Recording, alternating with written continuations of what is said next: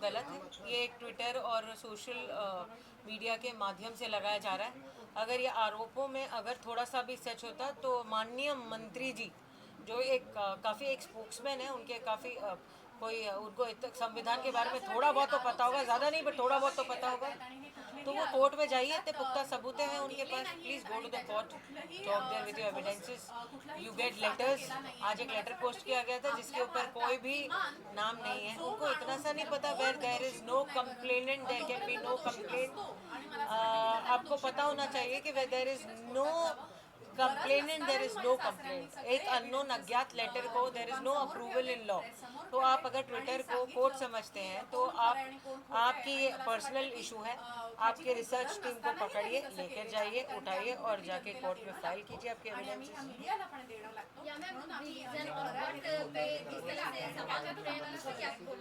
I can't hear you, I can't.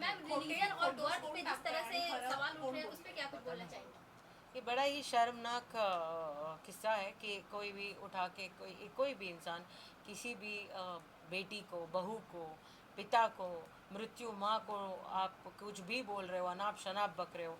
You are at a post, you should respect women, you should respect somebody's बहू, you should respect somebody's daughter, you should respect somebody's father. आपको आपको इस बात का एहसास होना चाहिए basically कि आप इतने बड़े पोस्ट पे हो, आपकी भी बहू बेटियाँ डेफिनेटली ज़रूर है, तो आप उनको सोच आप मैंने उनको तो कभी नहीं देखा ये सवाल और जवाब के माध्यम से।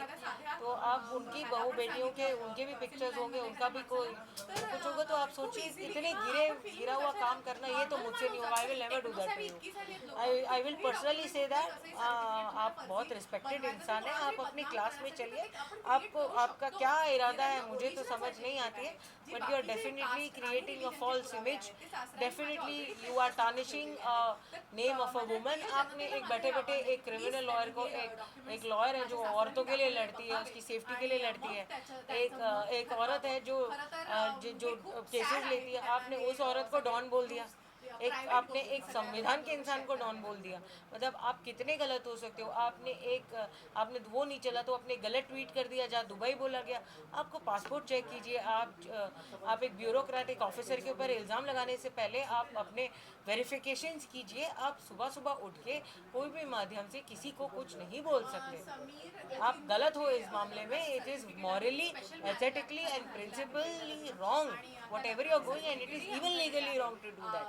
आप कोई भी माध्यम से कोई भी चीज़ आप एक 75 ईयर्स ओल्ड के एक्स पुलिस मैन को आप गलत सर्टिफिकेट बोगस सर्टिफिकेट बनाने का इल्ज़ाम दे रहे हो।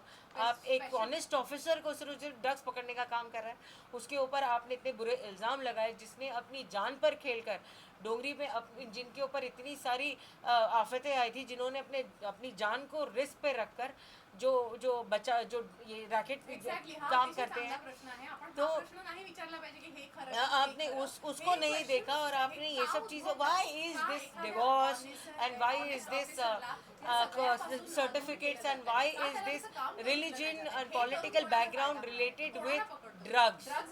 ये कहाँ तक की कनेक्शन इनका, मेरे को नवाब मलिक जी जवाब दीजिए, ये तीनों का कनेक्शन कहाँ मिलता है? बस मेरा भाई, आप एक आदमी है जो एक एनआईए में काम करता है, एक बड़ा ऑफिसर रह चुका है ना, जो एक इन्वेस्टिगेशन एजेंसी है हमारे देश की। आप वो एक काम कर चुका है। He is very honest on his every post.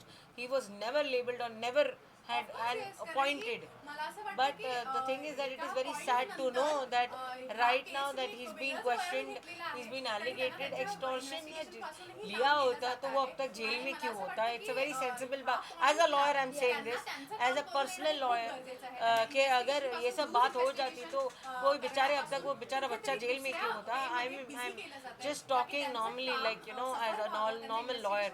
और एक्सटॉर्शन ये सब चीज़ें अगर होती तो नवाब मलिक जी की जगह होते, उनकी तरह जी रहे होते हैं, उनकी तरह लाइफस्टाइल होती हमारी।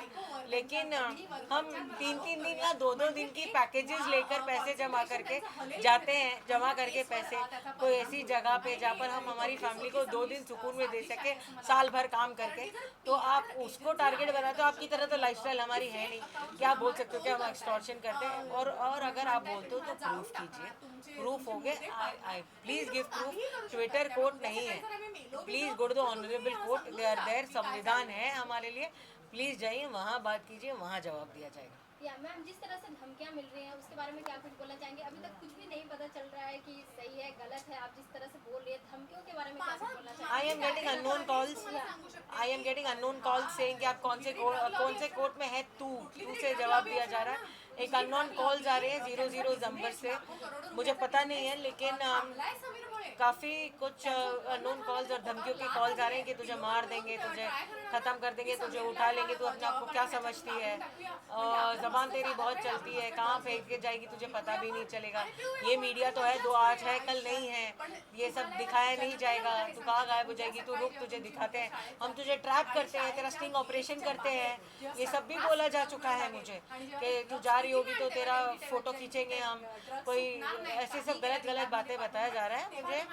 और मुझे डर है, मुझे काफ़ी डर लगता है, मेरी फैमिली के लिए डर लगता है। फॉर अस तो क्रिमिनल्स को झेलना तो हमारा डेली काम है, लेकिन मेरी फैमिली के लिए सर्टेनली, मेरे भाई के बच्चों के लिए, मेरे खुद के बच्चों के लिए, मेरी भाभी के लिए मुझे काफ़ी डर लगता है। जिस तरह से आरोप लग रहे हैं, क्या कुछ अगर कोर्ट में जाना होगा तो आप केस लड़ेंगे, क्या कुछ बोलना चाहेंगे? आप एक संविधान के इंसान को ये सवाल पूछ रहे हो, मैं इसका जवाब आज नवाब मलिक जी के भाषा में दूंगी। अगर मैं कोर्ट जाती हूँ या कोई भी पेपर जैसे हैं तो मैं उसे ट्विटर पे ट्वीट करना इस बार पसंद करूँगी। ओके मैम, जिस तरह से समीर वानखेड़े इतने बड़े पोस्ट पे हैं और अब आरोप लगने स्टार्ट हुए हैं, तो क्या कुछ रीजन लगता है आपको? आप ही बताइए, आपका सवाल में ही आपका जवाब है। इतने दिन से जब मेरा भाई जो एक बहुत ही ऑनेस्ट ऑफिसर है, जब से वो रात भर वो होता है नहीं घर पे, दिन भर वो नहीं होता, वो बराबर से he doesn't eat his food, he is on the mission of cleaning India, और जवानों के साथ लेके मिशन कर रहा है वो। He is doing the whole agency is doing a wonderful work. There are people in the offices, they come, I have an NGO, वहाँ पर माँ बाप आके मुझे थैंक यू बोलते हैं कि हमारे एरिया में बिल्कुल आपके भाई के वजह से हमारे बच्चे सुधर गए। So I see the good part of it basically. So अभी that is the only thing. हर एक बुरे के साथ एक अच्छा होता है, हर एक अच्छे के साथ बुरा होता है। मुझे पता है कि हम सब सच हैं, हम पूरा वानखेड़े परिवार सच है, तो सत्य में जीत ही होती है। So we are waiting for सत्य की जीत होगी। आपको जो करना है, आपको जो इल्ज़ाम लगाना है वो आप बिंदास लगाइए, क्योंकि हम अब बैठे हैं यहाँ पर, इस बात का ये सबूत है कि हम बैठे हैं यहाँ पर आपका जवाब देते हुए। पहले एक बनाया गया था स्टार्टिंग से, एक 1 to 1 अगर आप सीक्वेंस देखोगे तो पहले मेरा नाम लिया गया विटनेस के साथ, फिर सेकंड आपने मेरा नाम, फिर मैं आई पिक्चर में, आपने मेरे न्यूज़ के चैनल्स में मेरे जो स्टेटमेंट्स गए, फिर उन्होंने मेरे ऊपर ज़्यादा ध्यान दिया, फिर मेरे दुबई और मालदीव्स के फ़ोटो, जो उनको पता भी नहीं है कि मेरी भाभी और मैं उनकी फैमिली, मेरे भाई मेरे साथ थे, उनको ये पता भी नहीं है, और मैं अकेली गई थी, उन्हें ये बात का पता नहीं है। एक प्रोटोकॉल लेवल होता है, पासपोर्ट चेक कीजिए, आप वेरिफिकेशन चेक कीजिए, आपको एक बात पता होना चाहिए। तो बेसिकली आपको कुछ भी मालूम नहीं है और आप इल्ज़ाम पे इल्ज़ाम लगा रहे हो। फिर थर्ड आपने मेरे डैडी के ऊपर इल्ज़ाम लगाया, दैट्स द सीक्वल, आगे आपका कास्ट बुरा है, आप बोगस इंसान हो। जो इंसान 75 ईयर्स का है, जो एक एक्स पुलिस ऑफिसर रह चुका है, आप इनडायरेक्टली बोल रहे हो कि पूरा सिस्टम फेलियर है। ये आपने the whole system has kept my brother and given him such a post. आपने पूरे सिस्टम को फेलियर करार दिया है कि फेलियर, कि आप सर्टिफिकेट चेक नहीं कर पाए, उनका नाम डिफरेंट है, आप सिस्टम फेलियर प्रूफ करना चाहते हो इसके माध्यम से। आप बोलना चाहते हो कि सब होगा, सब मैं ही सही, आप ये बोलना चाहते हो, आप पूरे सिस्टम को फेल बताना चाहते हो। ऐसे तो आप एनआईए के ऑफिसर को बोल रहे हो, वो जीएसटी जो रह चुका है, उनके पोस्ट अलग अलग हो चुके हैं, आप पूरे एनआईए में भी हो चुका है, एक बड़े बड़े पोस्ट पे एजेंसीज पे, आप सब एजेंसीज को आपको उनको दिखा रहे हो कि ये कितने बड़े फेलियर हैं। आप ऐसा बोल रहे हो कि उन्होंने ओवरचेक नहीं किया होगा। और जाने दिया होगा। आप ये केसेस को, आपके पास अगर, मैं आपको एक एडवाइस देना चाहती हूँ, अगर आपके पास इतने अच्छे सबूत हैं, आपके पास एक्सीलेंट सबूत है, आप बहुत स्ट्रांग हो, आप फाइनेंशियली बहुत ज़्यादा स्ट्रांग हो, आप एक पॉलिटिकल बहुत अच्छी पोस्ट पे हो, आप उठिए और कोर्ट जाइए। जिस तरह से आर्यन खान का उन्होंने संवाद रखा था अभी तक का, उसमें क्या कुछ बोलना है? उनसे आरोप लग रहे हैं कि नहीं, right now I came to know with my right now I came to know with my lawyers that there was a affidavit filed by the advocate of Aryan Khan, Yeah. that he has Mr. Samir Wankade has no involvement in that, and that is a good news for our lawyers. But the thing is that it's sub judice, और मुझे उसमें no comments है। ये case मेरे हाथ में नहीं होता तो definitely I would have given a